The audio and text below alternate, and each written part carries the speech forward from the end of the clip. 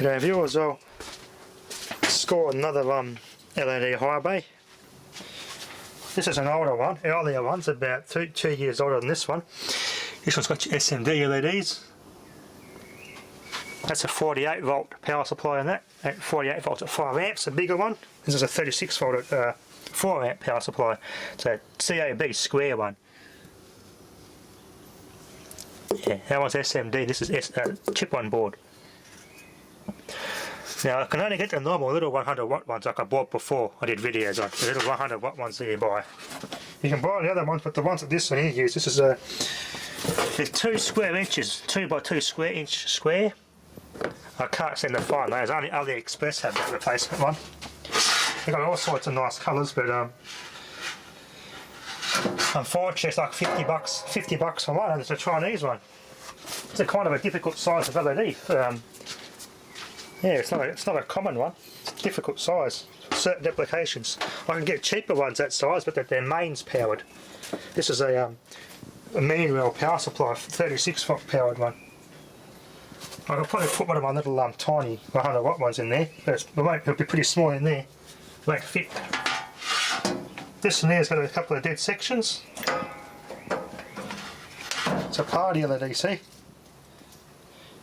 But I've inspected the bond wires, so I couldn't see anything broken. I just pressed on the gel while it was exposed, and it all lit up. So somewhere there's some dry joints and cracked bits in there. When I put my finger on it, it works. I put pressure on parts of it, it works. So somewhere in between it, there's dead sections. The party's over. Cycle the power supply and we'll go again.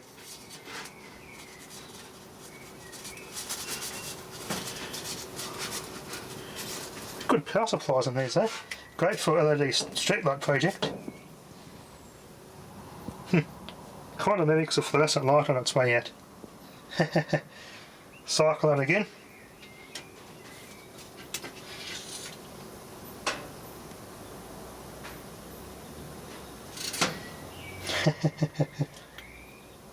It's funny how these COBs fail.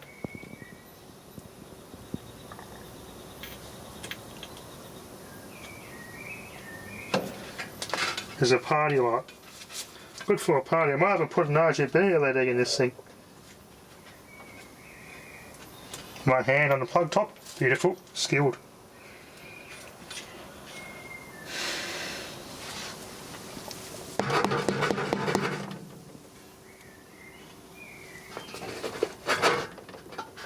Give me your Phillips head. If I take pressure off those screws I might move it a bit. Let's see what that does.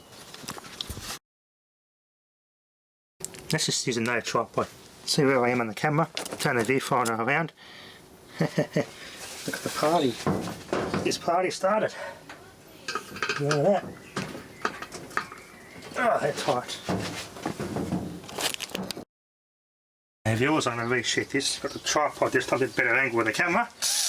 I'm going to take this off. Just apply pressure manually to the gel of the LED dye itself, and you watch how it flickers a bit.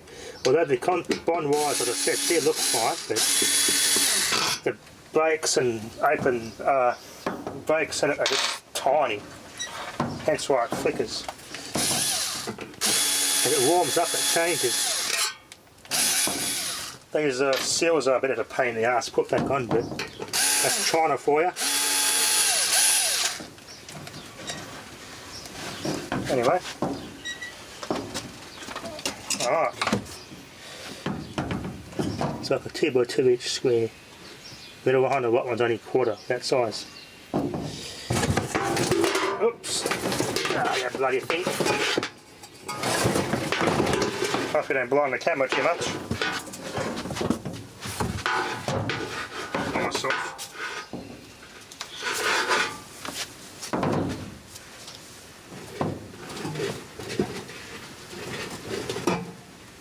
Yeah, play with it.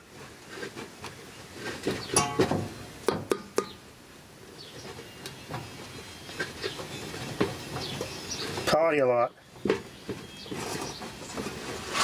Hold it there, it mostly lights up because I'm pressing against it.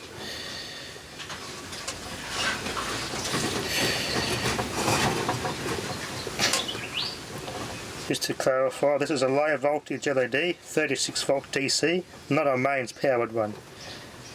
So you wouldn't do this with a mains powered LED.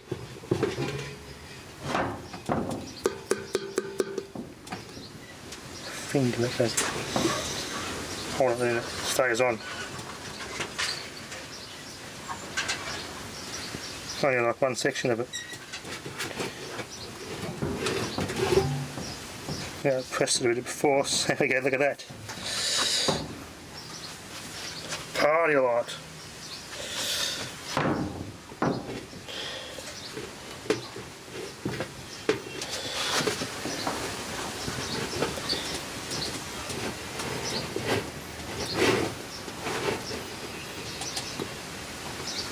Bit pressure on it, lights up a bit.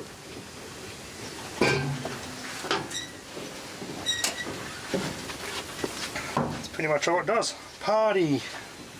Be great for the man cave. Party Highbay.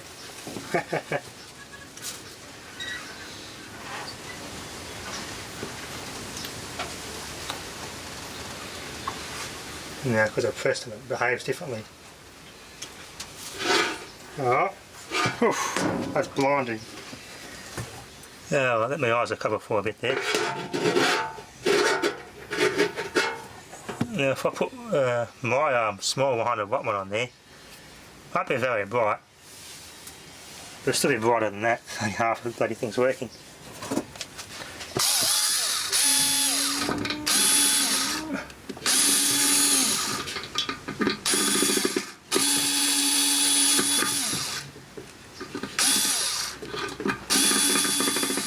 I've got to let my eyes cover, I can't see anything.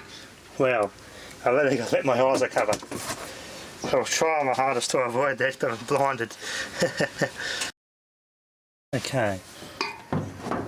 It's got plenty of heatsink compound on there. It's a CPU heatsink compound they use.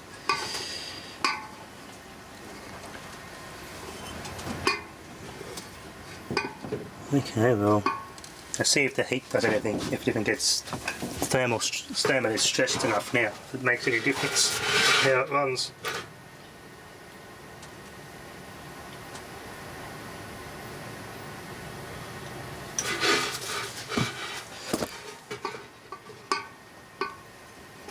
Didn't get that warm.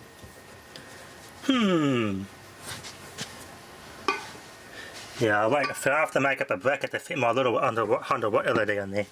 It's only quarter the size. I'll have to drill new holes in this heatsink. It's a copper and aluminium heatsink. That'd be great for a CPU heatsink on your computer. Imagine that sticking out of the side of your bloody case of your computer. That big ass heatsink sticking out the side of your PC for overclockers. Quality stuff. Copper in the middle and aluminium. It's on that plate, and that plate is bolted onto those fins. Okay, well those fins aren't really these fins aren't directly connected anyway. It only really uses that front bit, and it just passively cools with the air going around it. It's not actually fixed to these fins at all. It's kind of crap. Thought that was actually fixed to those fins, but it's not. And either of these lights, it's just sitting against that that coil there in the middle. It's fixed to the middle of it. The copper bit's actually fixed in the middle, and those aluminium fins are fixed to that copper core centre. So it relies on that middle part there, like a tube with a wire. I think it's a solid bit of aluminium or copper, but these are mounted to, and that's the heatsink. That whole plate has to rely on that middle part to get the heat out of, away from the LED. I might try and desolder this and just that's negative, that's positive. I think it is. Black's negative, yeah. Yeah, white's positive. Should be easy enough to put my LED on there. Just got to drill new holes and put it on. After I drill and tap new holes. It's got something else affixed to that, and brass pins in that. I have to make up some sort of bracket to fit this on for my new replacement LED. Anyway, I'll play this a bit later. And that heatsink compound's a bit old and crusty, but it explains why the other one failed. Anyway, let's see how this works. You can see how smaller these 100-watt ones are compared to this one I replaced. So I probably put 4 of those in parallel, put a bit of power supply in there. Works fine.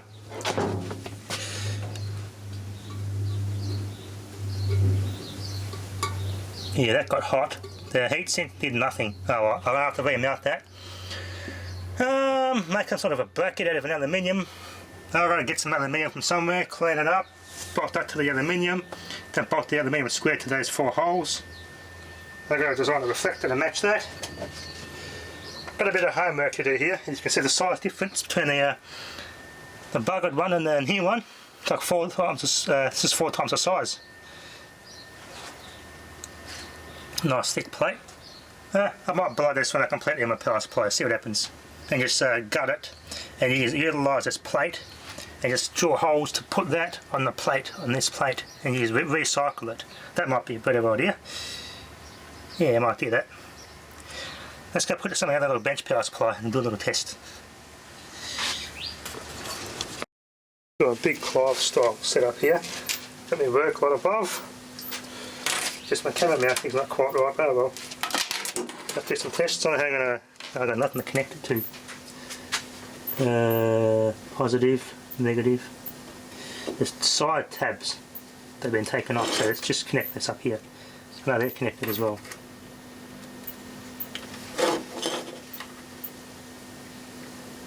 Not enough voltage.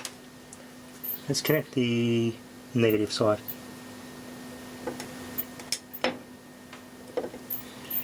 Might have to get the soldering iron involved here. Turn my power supply back on, 30 volts at 7 amp. Negative, positive. Yeah, see, it won't actually pull current over a certain voltage. 37 volts.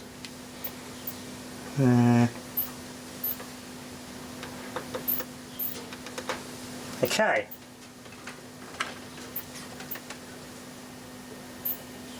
33 volts, try that. I won't dim it. Oh, there we go. Oh, that's just what I want. Not blindingly, but it's good for a test. You can see there, the little sections that aren't working. So add some wires to it now so I can do it free-handedly. Okay, that's the side I'm not looking for. These little tabs on the side here that they break off.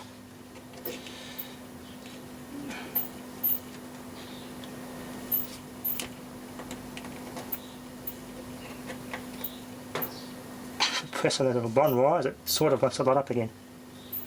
Although it's pretty dirty, this thing, I put my bloody fingers all over that gel. Turn it up.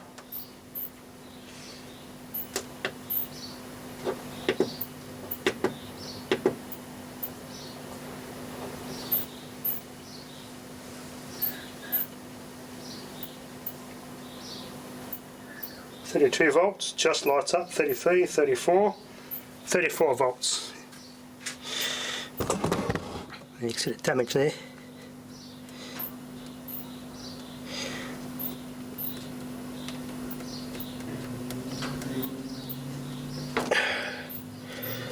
The little bond wires and just can barely it's where they got your little square. I'll probably do a big Clive style drawing here. I know it's kind of hard to explain. I got some paper, bloody paper. Yeah, paper. Let's get a marker, permanent marker. Let's go industrial. So basically, you've got like a little square LED. Let's just say this square is LED die itself. That little square there is a LED itself. One of those little dots on that light. The tiny little main connectors here, common rail, I'm going to call it the common rail, the main rail. The little tiny bond wires going to the LED, 1, 2. Well, it's not here that it failed, it's actually here where they connect. It's broken there. Visually I can see here on this rail they look intact. I don't see any burn or anything. The wires aren't shorted together or anything like that. It's only when I put pressure, not here, but directly on top of the LED itself, it actually makes a connection again. So it's probably just because it's thermal, I reckon. That wire just shrink and contract. Although there's lights on, more than they were off. There's on virtually 24/7. So as it was turned off, it probably would have shrunk, then turned on and yeah, snapped over time. Just a minute fracture.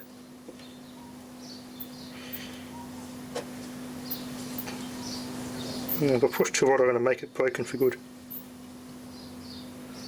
If I can dig this gel out and get a real fine tip and fix this, but that gel converts the LEDs themselves. They put out a blue light, and this gel converts that to a white light.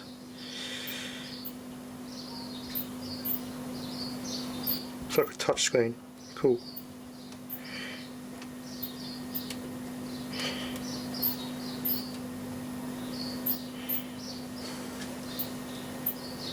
One section doesn't seem to bother, but it overloads. Chips the power supply out. Chips the power supply out, yeah. Yeah, they've got one section. It's got like a protection in it. If it overloads, it'll cut out. It kind of has like a forward voltage, and it protects itself. And you've got millions of these little dots here. They're all connected. 1, 2. Let's count them.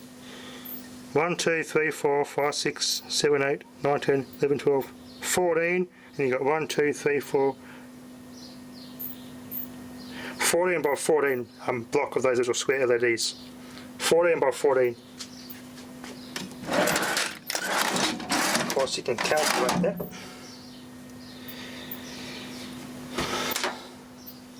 There you are. So if I gut this and lift this apart, I can be able to reuse this plate to put my replacement LED on. Use this as a bracket. Get some flush mounting screws, or bolt a new replacement LED to this, then make a new reflector that goes around it. There is no part number on this whatsoever, so I can't actually Google it. I've found a very similar one, if not identical one, only on AliExpress. No other site has them.